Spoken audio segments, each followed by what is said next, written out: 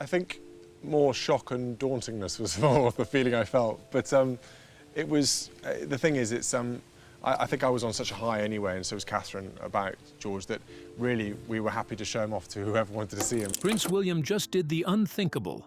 He fired a royal guard on the spot after catching him bullying Prince George.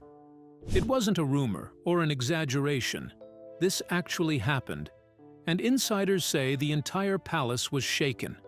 The guard didn't just break royal protocol, he crossed a line no one expected. And Prince William, known for his calm and composure, didn't waste a second. He stepped in, not as the future king, but as a father protecting his son. What did the guard really do? And how did the royal family react? Join us as we uncover the full story. The betrayal behind the uniform. For years, the royal guard has been seen as the highest symbol of honor and protection inside the palace. Their posture is perfect, their gaze never wavers, and their duty is simple but sacred: protect the royal family with absolute loyalty. That's why what happened behind the palace gates shocked everyone who heard it, because it wasn't an outsider who bullied Prince George. It was someone wearing the very uniform meant to defend him. Prince George is not just a royal child. He's the future King of England. But long before the crown ever touches his head, he's still a little boy, full of life, questions, and dreams. He plays in the royal gardens, learns history inside those castle walls, and walks the same halls his great-grandmother, Queen Elizabeth, once did as a child. Everyone around him is meant to help him grow. Yet one man, one royal guard, saw that innocence and chose to destroy it. However, what unfolded next defies belief. So keep watching to find out. At first, the signs were so quiet, so small, no one thought to question them. A slight hesitation in George's voice, a new nervousness around certain areas of the palace, or moments when he suddenly went quiet while playing. These were easy to dismiss, especially in a child surrounded by pressure and cameras, but his mother knew better. Catherine, Princess of Wales, always paid close attention to her children. While the world watched her perform royal duties, give speeches, and smile for photos, her heart was always tuned to the smallest changes in her children's behavior. She began to notice that something was off with George, and not just for a day or two. This was a pattern. He began avoiding one particular hallway in Kensington Palace. His feet would slow, his eyes would drop. Sometimes he would suggest going the long way around. He no longer smiled as much when returning from his lessons. He didn't ask his usual curious questions at the dinner table. And when Kate asked about his day, he gave short, empty answers. One night, he had a nightmare and called for her. That wasn't unusual for a child, but this time was different. When she held him close and gently asked what had frightened him, he whispered something she didn't expect. At first, she didn't understand. Was it a tutor? But slowly, over time, George began to share more. What came out wasn't some trivial argument or childish exaggeration. It was something far more disturbing. A royal guard, one who had been stationed near the tutoring room, had been targeting him. But not in a way that left bruises or raised voices. This guard was clever. He used whispers, expressions, and carefully chosen words. According to what George described, it began with offhand remarks, words that might sound like teasing to someone who didn't know better. He would call George soft, or say he was too pampered to lead. Sometimes he would laugh after saying it, brushing it off as a joke. But these words stayed with George. Then the guard began giving George tasks. Small things at first, like carrying a book or remembering a phrase.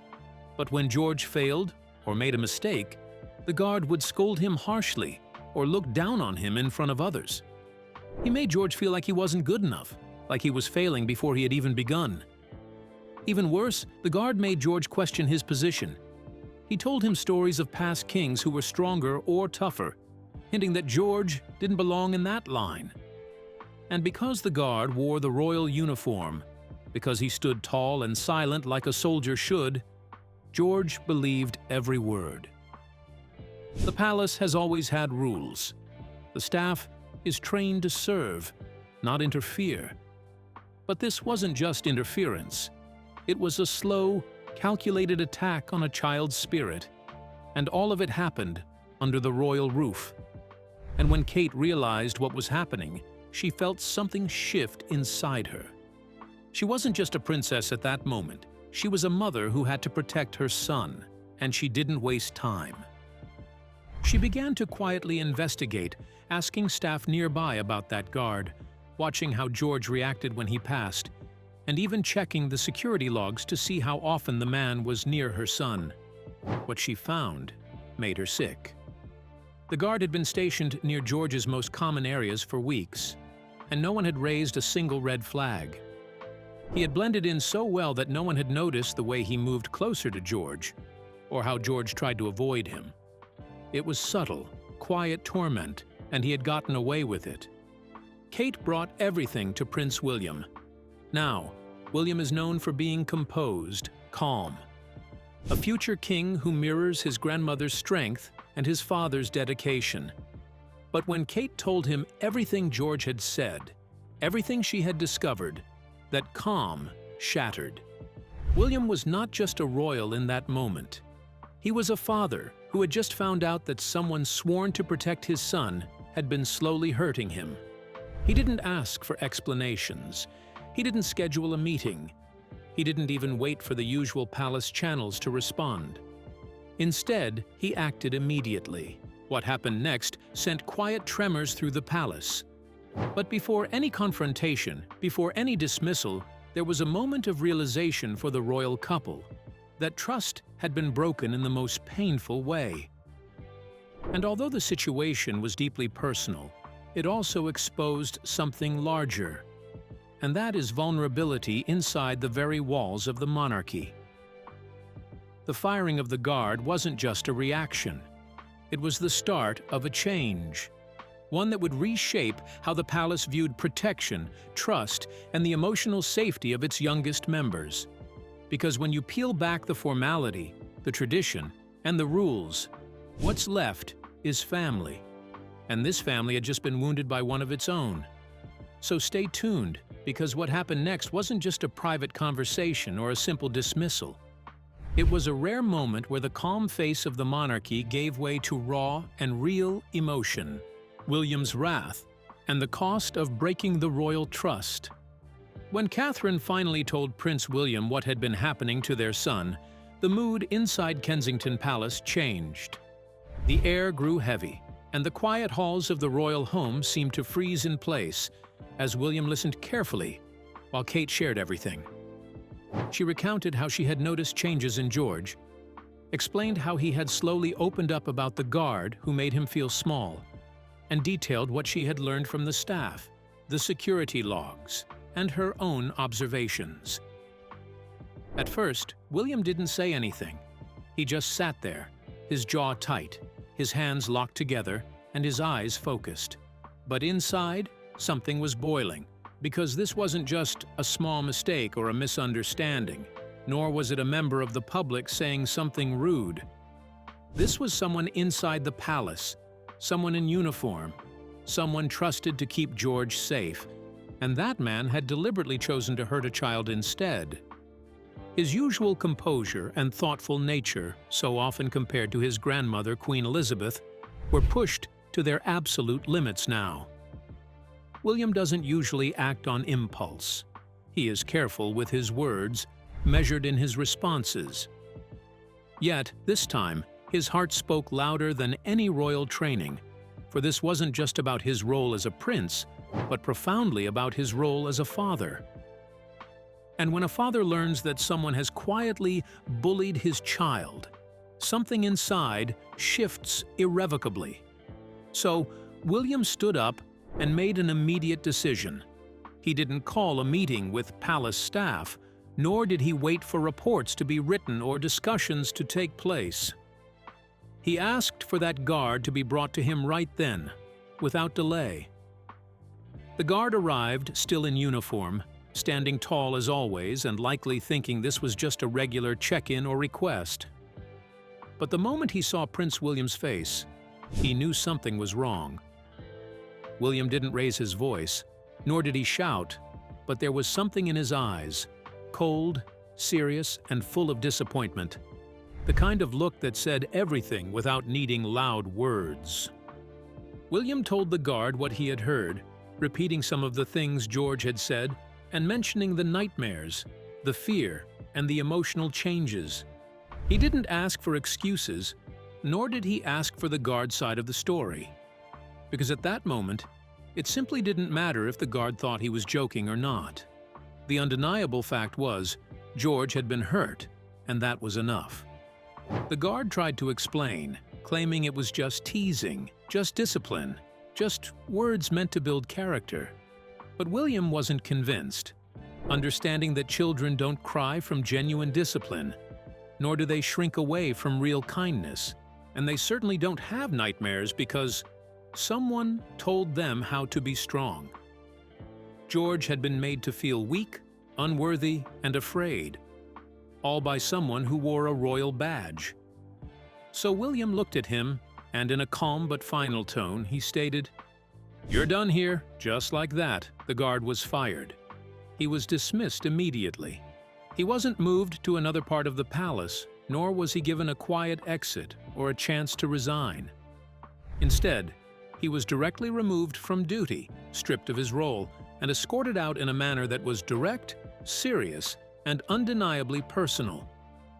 William knew that by taking this action, he was breaking the usual palace process. Normally, guards go through reviews and complaints are written down, with people often given warnings or second chances. But not this time, because the damage had already been done, and it had been done directly to his son. Inside the palace, people were shocked. Some staff couldn't believe how fast it had happened, especially since royal decisions often take time. Yet this one was instant. William had acted like a father before a prince, and that left a deep impression on everyone who heard about it. Word spread quickly among the guards. Though trained to be silent and disciplined, even they couldn't help but whisper about what had happened. Many were surprised, and some were even afraid. But most of all, they understood something very clearly. This royal family was not going to tolerate any behavior that made their children feel unsafe. It didn't matter how long someone had served or how respected their position was. If they crossed the line, they were out. This action didn't just protect George, but also extended its shield to Charlotte and Louis, reminding everyone in the royal household that duty isn't merely about standing still in uniform. It's about care, respect, and protecting the most vulnerable, even when no one is watching. It also sent a strong message to the wider royal system, one that had, for many years, been known for hiding problems instead of facing them. William's choice to act quickly and publicly within palace walls showed that he wasn't afraid to do what needed to be done, even if it went against tradition. He wasn't just protecting his son, but also actively trying to protect the future of the royal household itself. Now, this decision didn't come without its challenges. Behind the scenes, talks immediately followed as King Charles was informed. While he didn't disagree with the reason, he was undeniably surprised by the speed, as the reigning monarch Charles has always followed structure and procedure, believing in paperwork, reports, and handling things behind closed doors. But William had done something fundamentally different. He had stepped out of the usual path, acting before the palace could respond in its usual slow way, and that created a quiet tension between father and son. Still, even with that tension, King Charles understood why William had acted the way he did, for Charles is also a father, and he comprehended the fear and the rage that comes when someone hurts your child. So while there may have been quiet questions behind palace doors, there was no public disagreement, and the issue was closed. The guard was gone. What followed next was a quiet reset inside the palace. New steps were taken. Staff were reminded of their boundaries, and guards were told again what their role truly meant. The protection of the royal children wasn't just about physical safety, it was about emotional safety too. George, meanwhile, began to feel better. He still had memories of what happened, and some days were harder than others. But with the guard gone, and with his parents surrounding him with love and support, he slowly began to feel safe again. Kate and William made sure he had a counselor to talk to, someone he could share his feelings with in private, and they spent more time with him, showing him that home was still a safe place. And George, even at his young age, learned a very important lesson. It's okay to speak up when something feels wrong, and when he did, the people who loved him listened. William, for his part, never once looked back with regret. He knew that firing the guard was the right choice, not just as a father, but as a future king. Because what kind of king would he be if he allowed harm to continue under his roof? This incident, while painful, revealed something powerful. It showed that real leadership isn't about titles, it's about action, and sometimes it's about choosing people over protocol. And while the world never heard about this event in the newspapers or official royal statements, those inside the palace will never forget it. It was the moment Prince William stood up, not as a figure of tradition, but as a man who wasn't afraid to protect what mattered most. But what makes this story even more powerful is that it didn't end there. Because William and Catherine have always been clear about one thing. They don't just want to protect their own children. They want to protect all children. And their fight against bullying didn't begin or end inside the palace walls. It's a mission they've taken across the country and beyond. And this is the part you absolutely don't want to miss. The royal family's enduring fight against bullying. What happened inside Kensington Palace was not just about a royal guard crossing the line. It was also a reminder of a mission the royal family has been quietly fighting for years. The moment Prince William dismissed the guard, it wasn't just an act of protection. It was a statement. It showed that kindness, respect, and emotional safety matter just as much as tradition and titles. And this powerful response did not come out of nowhere. It is part of a much deeper, much older commitment the royal family has carried for decades. Prince William and Princess Catherine have both spoken out and worked hard to protect children from cruelty, especially bullying. And this work did not start with the guard's betrayal. It has been part of their lives for many years. Behind their public smiles and royal duties, they have led efforts to help young people feel safe, valued, and understood. They have stood with those who feel small and have lifted up those whose voices are often ignored. Their mission is not only about reacting to pain, but about building a better future, where fewer children have to suffer in silence. One example of this work is the Diana Award. This is a charity named after Prince William's late mother, Princess Diana, who was known for showing care to those often forgotten by society. One of the strongest parts of this charity is its anti-bullying program, which reaches out to young people in schools across the country. Prince William does not just sit on the sidelines. He meets with children. He listens to their stories. He encourages them to take pride in what makes them different. He reminds them that their differences are not weaknesses, but strengths. He has spoken from his heart about how bullying can hurt long after the words are spoken, and he has helped raise awareness about how badly it can damage a young person's mental health. What makes this so powerful is that his fight against bullying is not just about speeches or interviews. It comes from who he is, both as a father and as a son. It reflects the kind of man he wants to be and the kind of king he hopes to become. What happened to Prince George was deeply painful, but it also gave the world a rare look at William's core values. His decision to protect his son without delay is exactly the kind of leadership he hopes to bring to the wider world. He wants a world where children are believed, where kindness is taught early, and where those in power step in quickly when harm is done. And Catherine shares this mission with him, not just in public, but from her own life experience. She knows what bullying feels like. Long before she ever became a duchess or a princess, she was just a girl in school. And, during her early years at Down House, she was reportedly bullied so badly that she left the school. The teasing and isolation she felt back then left a mark. But instead of letting that pain define her, she turned it into something stronger.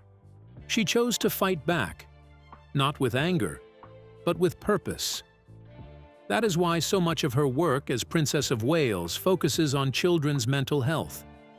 She understands that bullying doesn't always leave physical scars. Sometimes, it lives quietly inside a child, making them question their worth. And that kind of damage is just as serious. Through campaigns like Heads Together, which she started with Prince William and Prince Harry, she has pushed hard to break the silence around mental health. She has visited schools, sat with children, and helped families learn how to talk about emotions in a way that brings healing instead of shame. Her goal has always been to make sure children know they are not alone and that it is okay to ask for help. Catherine has also supported training programs for parents and teachers, helping them spot the signs of bullying early. She believes that when adults pay attention, children can be protected before the damage grows too deep. Her efforts show that protecting children is not just about stepping in when something goes wrong. It is about building strong, loving systems around them before anything has a chance to break them down. Even King Charles, though he does not focus his public role around anti-bullying charities, has a personal history that ties into this mission. When he was young, he attended Gordonstown, a boarding school in Scotland, and many reports suggest that he had a very difficult time there. He once described the school as coldits in kilts, which paints a picture of coldness, harsh discipline, and even bullying. He was said to have been mocked, pushed, and left feeling alone. These experiences, though rarely spoken about in public, are part of the royal family's past, and they likely shaped how the older generation sees the need for empathy and emotional care within royal life. This quiet history of hurt, followed by years of healing and service, is what makes the royal family's fight against bullying feel so real. It is not just something they do for cameras, it is something they live with, something they carry into their decisions, as leaders, as parents, and as people. So when William fired that guard, it was not just a decision made in anger. It was a line drawn in stone. It was a reminder that status and uniform do not excuse cruelty. It was a moment that showed us that inside the palace, just like in the world outside, the future must be built on kindness, courage, and justice. William and Catherine are not perfect, but they are trying. They are using their roles to lift voices that have been quieted for too long. They are bringing attention to an issue that many children, and even many adults, are still afraid to speak about. And they are doing so not just for their children, but for every child who has ever felt small, afraid, or ignored. Their leadership sends a message that should be heard around the world, that bullying is never acceptable, and that every person, no matter how young or how different, deserves to be treated with respect. The guard's actions may have triggered this story, but the royal family's deeper response is what truly matters. It shows who they are, and more importantly, who they hope this world can become. But here's the part you absolutely won't want to miss. In a family shaped by public duty and private pain, the fight against bullying is more than a cause. It is a legacy. And as the next generation of royals grows up, that legacy will only grow stronger. So, do you think Prince William made the right decision by firing the royal guard immediately? Or should it have gone through a full investigation and royal procedures first? Drop it in the comment section below. If you enjoyed watching this video, make sure to like, share, and subscribe to our channel for more. Also, click the next video shown on your screen. You will enjoy it.